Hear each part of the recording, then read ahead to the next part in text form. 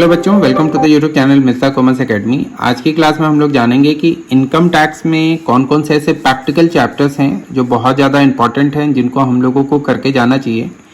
तो इसी को हम लोग यहाँ पर जानेंगे। जैसे कि सबसे पहला जो सबसे ज़्यादा इम्पॉर्टेंट चैप्टर है वो है आपका सैलरी है।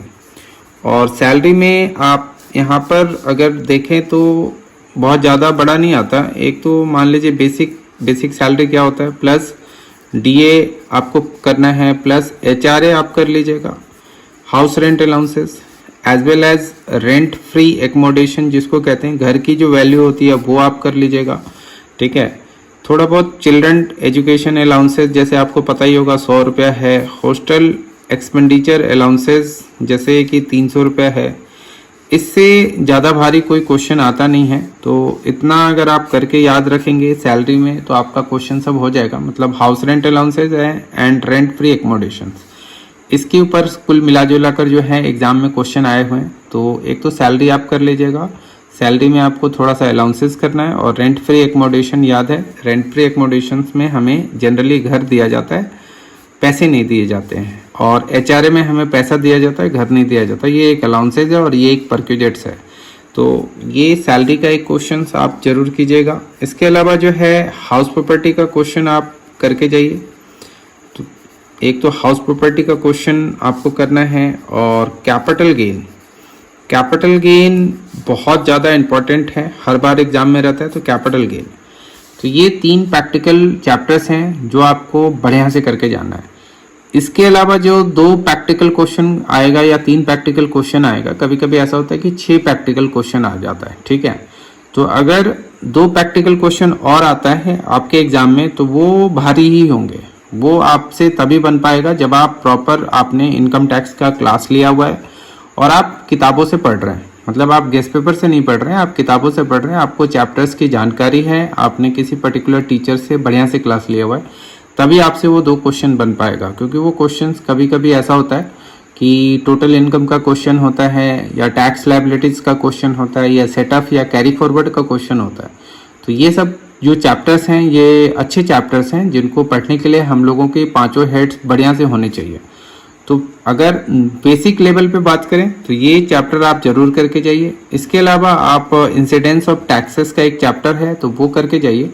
तो इतना आप अटेम्प्ट कर सकते हैं। और अगर आप पूरा पढ़ के जा रहे हैं तब तो कोई बात ही नहीं है, मैं अभी आपको दिखा देता हूँ कि क्या क्या होगा। तो जो आप नॉर्मली पूछ रहे थे बच्चे मुझसे कि सर अभी तक तो तैयारी अच्छी से हुई नहीं है, तो कौन कौन से ऐसे प्रैक्टिकल चैप्टर्स हैं, तो ये 3 प्रैक्टिकल चैप्टर्स हैं, इन्हीं तीनों को करके जाइए। कैपिटल गेन में आपको थोड़ा सा ध्यान रखना है, सेक्शन 54 और एक सेक्शन और भी आप इसमें पढ़ लीजिएगा, ये एग्जम्पशन मिलता है। तो सेक्शन 54F, ये 2 टॉपिक आप जरूर करके जाइएगा, तो इसी से आपका क्वेश्चन हो जाएगा। इसके अलावा अगर हम थोड़ा सा एनालिसिस करें तो आप पिछले इनकम टैक्स में आपको ना ज़्यादा पुराना एग्ज़ाम का नहीं देखना चाहिए, जो रिसेंट एग्जाम हुआ है वही देखना चाहिए। तो इनकम टैक्स में जैसे कि अगर 2020, 21 और 22 में प्रैक्टिकल क्वेश्चन जो आए हैं जिन चैप्टर से, अगर उसकी बात करते हैं तो जैसे आप देखेंगे कि सैलरी, कैपिटल गेन, फिर देखिए आप 4 ही क्वेश्चन आए। मैंने अभी आपको ये बात बताया था कि बहुत बार ऐसा होता है कि केवल 4 ही क्वेश्चन आते हैं या 3 ही क्वेश्चन आते हैं। तो जैसे 4 क्वेश्चन आए हुए हैं तो आप ध्यान से देखेंगे कि सैलरी और कैपिटल गेन, ये तो आसान क्वेश्चन था, ये हो जाता। जनरली आपने अगर गेस्ट पेपर से भी तैयारी किया हुआ है, नॉर्मल भी तैयारी किया हुआ है तो ये हो जाता।